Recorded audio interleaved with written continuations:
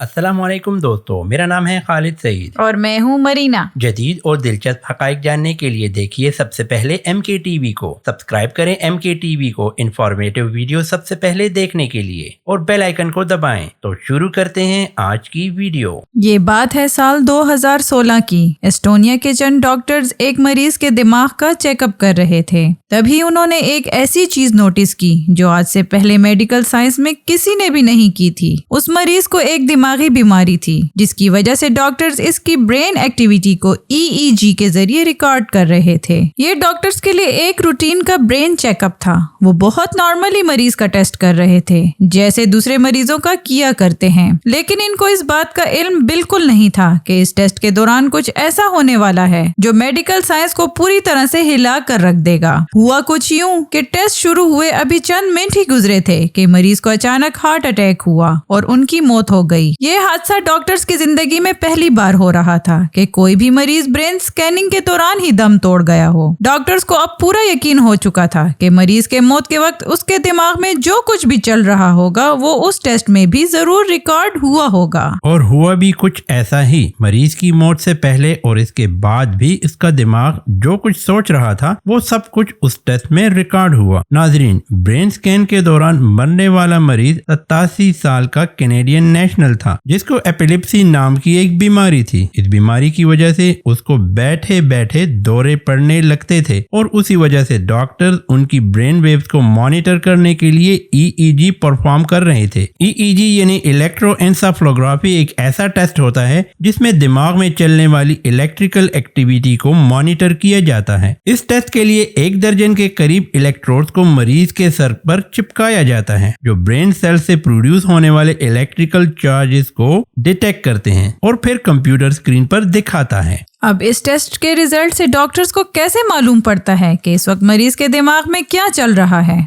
ये जानने के लिए जरूरी है कि पहले हम ब्रेन एक्टिविटी का कॉन्सेप्ट समझ लें। इंसान के ब्रेन में 100 अरब से भी ज्यादा न्यूरॉन्स पाए जाते हैं। ये न्यूरॉन्स हमारे नर्वस सिस्टम का अहम तरीन हिस्सा होते हैं, जिनका काम ब्रेन के अंदर ही एक जगह से दूसरी जगह मैसेज पहुंचाना होता है। ये मैसेज असल में एक इलेक्ट्रिकल चार्ज होता है जो ब्रेन के एक हिस्से के न्यूरॉन्स भेजते हैं और दूसरे हिस्से को न्यूरॉन्स ये इलेक्ट्रिकल चार्ज रिसीव करके इस मैसेज को प्रोसेस करते हैं और फिर बॉडी पार्ट को कोई भी एक्शन परफॉर्म करने का सिग्नल देते हैं। ब्रेन में हर वक्त इतने ज्यादा प्रोसेस एक साथ हो रहे होते हैं कि इनके नतीजे में बेशुमार इलेक्ट्रिकल चार्जेस एक जगह से दूसरी जगह मूव करते हैं। इन इलेक्ट्रिकल चार्जेस के मूव करने से वेव्स का एक पैटर्न बनता है जिसे ब्रेन वेव्स कहा जाता है। उनका ये तरीका हर एक काम के लिए अलग अलग होता है, जिनको मेडिकल साइंस ने अलग अलग नाम भी दे रखे हैं। अभी तक मेडिकल साइंस ने 5 किस्म की ब्रेन वेव्स को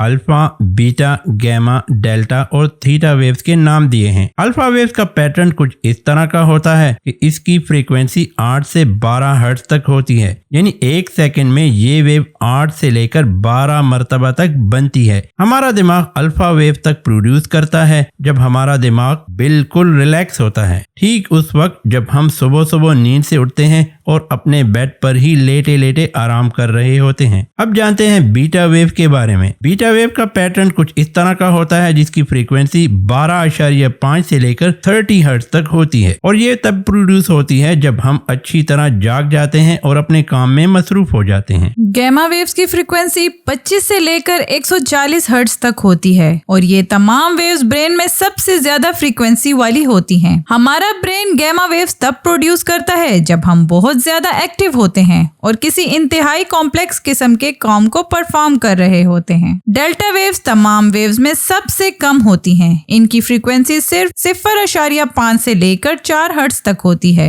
डेल्टा वेव्स हमारे ब्रेन में डीप स्लीप के दौरान पैदा होती हैं, यानी जब हम बहुत गहरी नींद सो रहे होते हैं। सबसे आखिर में बात करते हैं थीटा वेव्स के बारे में। इसकी फ्रीक्वेंसी 4 से लेकर 7 हर्ट्ज तक होती है और ये किसी भी चीज को मेमोराइज करने, न्यू स्किल्स सीखने और डे ड्रीमिंग के दौरान दिमाग में पैदा होती हैं। अब जब हम दिमाग की बेसिक्स जान चुके हैं तो अब हमें इस मरीज के ब्रेन स्कैन को समझने में मुश्किल नहीं होगी। जैसा कि हमने देखा कि गैमा वेव्स की फ्रीक्वेंसी 25 से 140 हर्ट्ज तक होती है। इसी रेंज के अंदर एक और रेंज भी होती है जो 30 से 100 हर्ट्ज तक होती है और दिमाग इस खास फ्रीक्वेंसी की गैमा वेव तक प्रोड्यूस करता है जब हम अपनी मेमोरी को इस्तेमाल कर रहे होते हैं, यानी जब हम जिंदगी के खास मौकों को याद कर रहे होते हैं। डॉक्टर्स ने इस मरीज के टेस्ट में बहुत ज्यादा गैमा वेव नोटिस की जो कि इस रेंज में आ रही थी कि जब इंसान अपने खास मौकों की मेमोरी को दोहरा रहा होता है। इससे पहले भी साइंसदानों ने मरते वक्त लोगों की ब्रेन एक्टिविटी को नोटिस करने की कोशिश की थी, लेकिन वो पूरी तरह इनको रिकॉर्ड नहीं कर पाए। लेकिन इस कैनेडियन पेशेंट के केस में मौत से पहले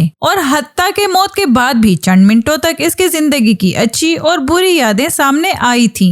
डॉक्टर्स और साइंटिस्ट ने मरने वाले मरीज की गैमा वेव्स को 2016 से 2022 तक यानी पूरे 5 सालों तक अच्छी तरह स्टडी किया और फिर ये रिजल्ट निकाला कि मरते वक्त इंसान अपने लाइफ इवेंट्स को याद कर रहा होता है। डॉक्टर्स और रिसर्चर्स की इस फाइंडिंग का कोई ठोस सबूत तो नहीं है, लेकिन इनकी फाइंडिंग को साबित करने के लिए इन मरीजों से भी राब्ता किया गया जो किसी बीमारी की वजह से मरते मरते बचे थे, या फिर कुछ ऐसे मरीज जिनको लास्ट मोमेंट में हॉस्पिटल पहुंचाकर उनकी जान बचा दी जाती है। जब इन लोगों से पूछा गया तो उनका भी यही कहना था कि इनके सामने जैसे किसी ने इनकी लाइफ का फ्लैश बैक चला दिया हो। ये एक्सपीरियंस किसी 1-2 लोगों ने फेस नहीं किया, बल्कि कई लोगों ने इसी किस्म का जवाब दिया था। इस बात का काफी इम्कान है कि जब इंसान मर रहा होता है तो उसके सामने उसकी पूरी जिंदगी का एक फ्लैश बैक चलता है, और ये सच है कि जिसने अपनी जिंदगी में अच्छे काम किए होंगे मरते वक्त उसके सामने वैसे ही चीजें रिपीट होंगी, और जाहिर है जिसने बुरे कामों का रास्ता चुना होगा उसके सामने फ्लैश बैक भी वैसा ही आएगा। नाज़रीन, डॉक्टर्स की इस प्योर साइंटिफिक रिसर्च के बारे में आपका क्या ख्याल है, हमें कमेंट सेक्शन में जरूर बताइए। आज के लिए इतना ही दोस्तों। नेक्स्ट वीडियो तक के लिए अल्लाह हाफिज।